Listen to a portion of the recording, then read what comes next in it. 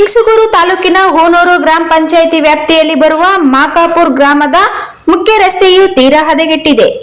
ಕೆಸರು ತಗ್ಗುಗಳಿಂದ ರಸ್ತೆಯು ತುಂಬಿ ಹೋಗಿದ್ದು, ದ್ವಿಚಕ್ರ ವಾಹನ ಓಡಾಡದ ಮತ್ತು ಜನಸಾಮಾನ್ಯರು ನಡೆದು ಹೋಗಲು ಸಾಧ್ಯವಾಗದಷ್ಟು ಕೆಟ್ಟು ಹೋಗಿದೆ. ಹಲವಾರು ವರ್ಷಗಳಿಂದ ಚರಂಡಿ ನೀರು ರಸ್ತೆಗೆ ಬಂದು ಸೇರುತ್ತಿದ್ದು, ದುರ್ವಾಸನೆ ಮೂಗಿಗೆ ಹರಡುತ್ತಿದೆ. ಕೊಳಕು ನೀರಿನಿಂದ ಸೊಳ್ಳೆಗಳ ಕಾಟ ಜಾಸ್ತಿಯಾಗಿ ಅಕ್ಕಪಕ್ಕದ ಮನೆಯವರು ಅನಾರೋಗ್ಯಕ್ಕೆ ಒಳಗಾಗುತ್ತಿದ್ದಾರೆ. ಸಂಬಂಧಪಟ್ಟ ಇಲಾಖಾ ಅಧಿಕಾರಿಗಳು ತಕ್ಷಣ ಸಮಸ್ಯೆ ಸರಿಪಡಿಸಿ ರಸ್ತೆ ಬಳಸುವವರಿಗೆ ಉತ್ತಮ ರಸ್ತೆ ಅಭಿವೃದ್ಧಿ ಮಾಡಿಕೊಡಲು ಮಾಕಾಪುರ್ ಗ್ರಾಮದ ಕರುನಾಡ ವಿಜಯ ಸೇನೆಯ ಯುವ ಮುಖಂಡರಾದ ಸಂಗಮೇಶ್ ತೋಳ್ಬಾಳ್ ಆಗ್ರಹ ಮಾಡಿದ್ದಾರೆ.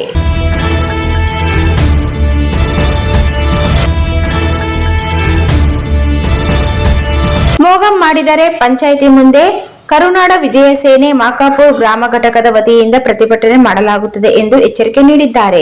ಈ ಸಂದರ್ಭದಲ್ಲಿ ಸಂಘಟನೆಯ ಹೋನೂರು ಗ್ರಾಮ ಪಂಚಾಯಿತಿ ಮಟ್ಟದ ಉಸ್ತುವಾರಿಗಳಾದ ಸಂಗನಗೌಡ ಪೊಲೀಸ್ ಪಾಟೀಲ್, ಕಾರ್ಮಿಕ ಘಟಕ ಅಧ್ಯಕ್ಷರಾದ ಶರಣಗೌಡ ಪೊಲೀಸ್ ಪಾಟೀಲ್, ಯುವ ಮುಖಂಡರಾದ ರಮೇಶ್ ಇಟಗಿ, ಶರಣಬಸವ ಗೊಂಗಡ ಶೆಟ್ಟಿ, ಮಾಕಾಪುರದ ಗೌರವ ಅಧ್ಯಕ್ಷರಾದ ಶರಣಪ್ಪ ತೋಳ್ಬಾಳ್ ಮತ್ತು ಮಾಕಾಪುರದ ಮುಖಂಡರಾದ ಶಿವಪ್ಪ ನಾಯಕ್ ಉಪಸ್ಥಿತರಿದ್ದರು.